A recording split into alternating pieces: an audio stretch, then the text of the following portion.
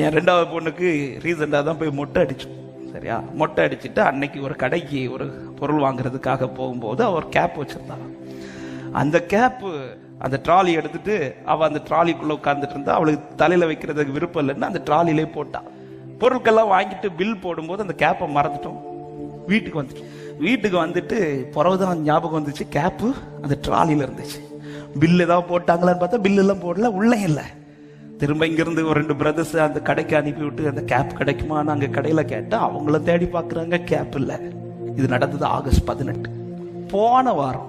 சரி, அதை விட்டுட்டோம். சரி, போனது போட்டு வேற கேப் வாங்கிக்கலான்னு விட்டோம். போன வாரம் அதே கடைக்கு திரும்ப நாங்கள் ஃபேமிலியாக போகும்போது இந்த கேப் இருக்க செஷன்ல சும்மா அந்த வழியா போறோம். அங்க போன ஒரு கேப் அதிலே இருக்கு. எல்லா கேப்பும் விற்கிற கூட்டத்தில் இந்த கேப்பையும் வச்சிருக்கிறாங்க.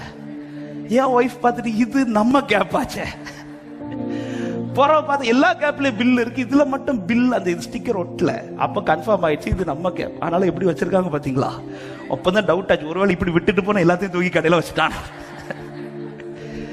இருந்தாலும் அந்த கேப்பை வச்சுட்டு நான் சொல்றேன், எடுத்து போடு நம்ம கேப் தானே. இருந்தாலும் எங்களுக்கு மனசு வரல. உடனே அந்த கடைக்காரங்களை கூப்பிட்டு இப்படி ஒரு 3 வாரத்துக்கு முன்னாடி இப்படி ஒரு கேப் மிஸ் ஆச்சு, அது இந்த கேப் தானே கேட்டு சொல்லுங்க, நாங்கள் எடுத்துட்டு போறோம். இல்லைன்னா இது இங்கே உள்ளதானா பில் போடுங்க, நான் பில் பே பண்றேன் அப்படி சொல்லிட்டு அவங்களும் போய் உடனே கேமராலாம் பார்க்குறாங்க. பார்த்துட்டு பில் இல்லை சார், நீங்கள் எடுத்துட்டு போங்க அப்படின்னு சொல்லிட்டாங்க. அப்போ தான் நானே என் ஒய்ஃபை பேசினேன், நமக்கானது. கிட்டத்தட்ட 3 வாரம் ஆச்சு. அந்த ஒரு கேப் தான் அதுல டிஃப்ரெண்டா இருக்கு. இன்னும் சொல்ல போனா நல்லா இருக்கு.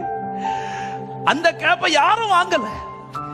சரி, மிஸ் ஆச்சுன்னு மிஸ் ஆன கூட்டத்துல வச்சாங்கன்னா ஓகே, நமக்கானது போய் எடுத்துக்கலாம். இது விக்கிற கூட்டத்துல தான் வச்சிருக்கிறாங்க.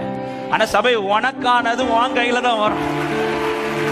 உன்னுடையது நஷ்டப்பட்டு போக கத்தர் விட மாட்டான். உங்களுடையது நஷ்டப்பட்டு போக கத்தர் விட மாட்டான். நம்முடையது நம்ம கையில வரும். ஹல்லேலூயா, ஆமென். இது அது ஒரு பெரிய ஒரு பிளஸனை எங்களுக்கு கற்றுக் கொடுத்துச்சு. நமக்கான நன்மையை இன்னொருத்தங்களை கை வைக்க கத்தர் விட மாட்டான். விக்கிற கூட்டத்தில் 3 ஆகஸ்ட் 18 நடந்த, நான் உடனே டேட் பார்க்குறேன். அந்த டேட் என்னைக்கு? ஆகஸ்ட் 18. கிட்டத்தட்ட 3 வாரத்துக்கு மேல ஆயிடுச்சு. இந்த கேப் அதே இடத்துல அவங்க விற்கணும் அந்த கூட்டத்தில் தான் வச்சிருக்கிறாங்க. ஒருத்தர் கூட அந்த கேப்பை வாங்கணும்ட்டு. ஏன்னா எல்லா கேப்புமே ஒரே மாடல்ல இருக்கு, இந்த ஒரு கேப் மட்டும் டிஃப்ரெண்டா இருக்கு. அப்ப இந்த கேப்பை யாராவது வாங்கிட்டு, ஒருத்தரும் வாங்கல. கத்தர் கை வைக்க விட மாட்டான்.